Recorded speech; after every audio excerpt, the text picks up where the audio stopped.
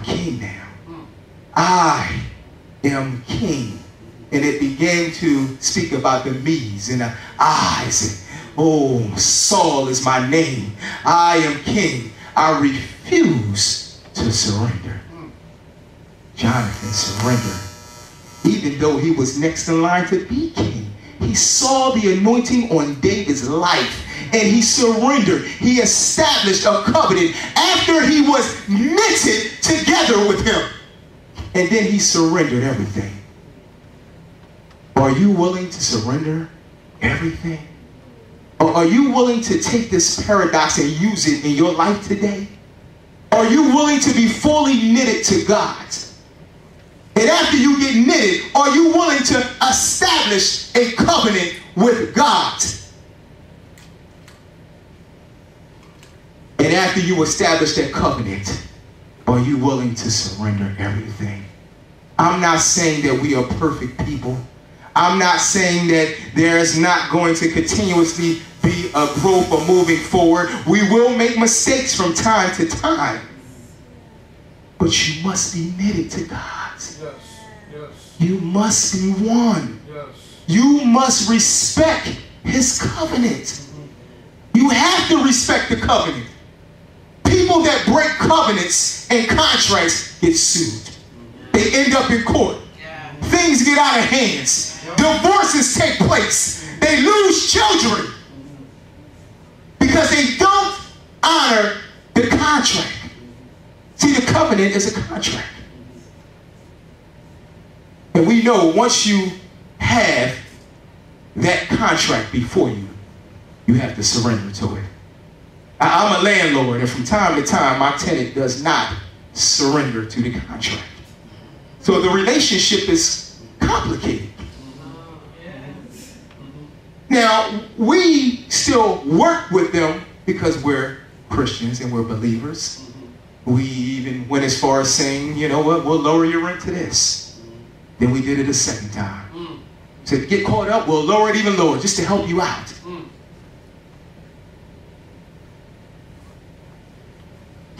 And I'm not putting anybody out there, but this individual is a pastor. Complicated people. See, when you come to Christ does not mean that you won't have complicated relationships. It does not mean that you become perfect. But you have to work to stay knitted to God. You have to respect his covenant. And then you have to surrender all. Not saying that everything is going to be perfect in your life. We understand that as people. We understand that as believers. But if you're not willing to respect the covenant, you will stay in that knitting place where you have just become a child of Christ. If you do not respect the covenant, you will not see the evidence of God working in your life. Saul did not respect the covenant. He lost his kingdomship. He was now, instead of having the Spirit of God upon him, it says that he was tormented by demon spirits. And he now called forth David, the very one that he desired to kill, to soothe him with instruments, because he was tormented by spirits. See, that there's something about the mind of a complicated individual. He may have still thought he had a relationship. He was still seeking God. He was sending forth men, and he went to meet up with sirs that believed in witchcraft and those type of things. And before he got to that point, he was the one that decreed as the king to kill the sirs and the witches and so forth. Now he was there inquiring of this same individual that he sent the people to kill. See, this is, I'm telling you, complicated people, minds get complicated. It was so uncomfortable that when he got there, the Sarah looked at him and said, whoa, what are you doing here, Saul? I know that you normally would send people to kill me, but now you're here to inquire of me. We got to stop playing. We better stop playing. He was tore up. Demons were tormenting him. And David just continued to walk in the perfect will of God. He didn't try to kill him. He didn't try to disrespect him. He didn't snatch the people up and say, I am now king because God told me I would be king. He just continued to walk in God's perfect will. Yes. Even with respect for Saul. I said even with respect for Saul. Because even though Saul's mind was bound up, he was still anointed by God to be king. So David was respecting the authority of God in his life. Yes. But Saul was lost. And I'm not going to hold you up all day. There's a lot of meat that you can get from these 5 verses. Yes. If you go home and you meditate on them, you can use this as a paradigm in your life and your relationship with Christ. You have to be knitted. You have to establish the covenant. God has set up the covenant, and then you have to follow the covenant. And you have to surrender all. Just like Jonathan was willing to surrender his garments, his robe, his war clothing. He surrendered all to David because he recognized the Christ that was in David. See, it wasn't ever about David. And before I close out, I want to show you that in 2 Samuel, the 7th verse,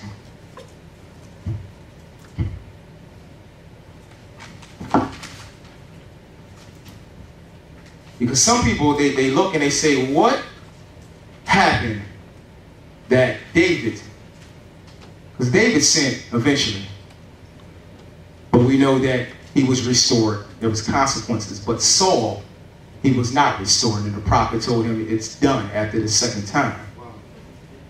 And most people say that it was because David was a man after God's own heart. And I know that is true because the Bible tells us that David was a man after God's own heart. If you go to the 8th verse, and I'm going to read. This is 7th chapter of 2 Samuel, starting with the 8th verse. 2 Samuel 7. And this is going to give you some confirmation about the perfect will of God and the permissive will of God. It says, now then, tell my servant David, this is what the Lord Almighty says. I took you from the pasture, from tending the flock, and anointed you ruler over my people Israel. I have been with you wherever you have gone, and I have cut off all your enemies from before you. Now I will make your name great, like the names of the greatest men on earth.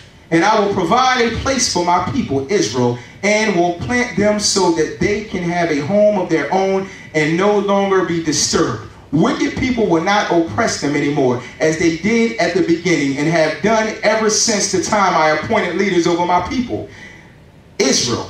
I will also give you rest from all your enemies. The Lord declares to you that the Lord himself will establish a house for you when your days are over and you rest with your ancestors.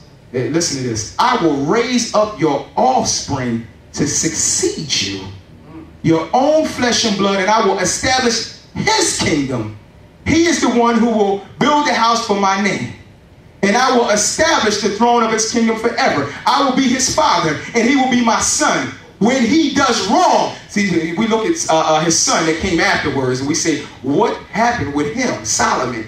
It says, when he does wrong, I will punish him with a rod welded by men, with floggers inflicting my human hands. But my love will never be taken away from him, as I took it away from Saul, when I removed from before you your house, and your kingdom will endure forever before me. Your throne will be established forever. Nathan reported to David all the words, this entire revelation. See, this was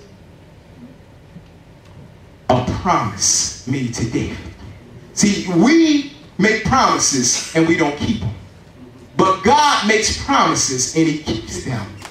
See, all this stuff God had promised to David. He established this as a covenant with David. So even though David made mistakes, just as Saul made mistakes, there was a covenant established, because this was in the perfect will of God. There was a permissive will when it was concerning Saul. God did not want him to be established as king.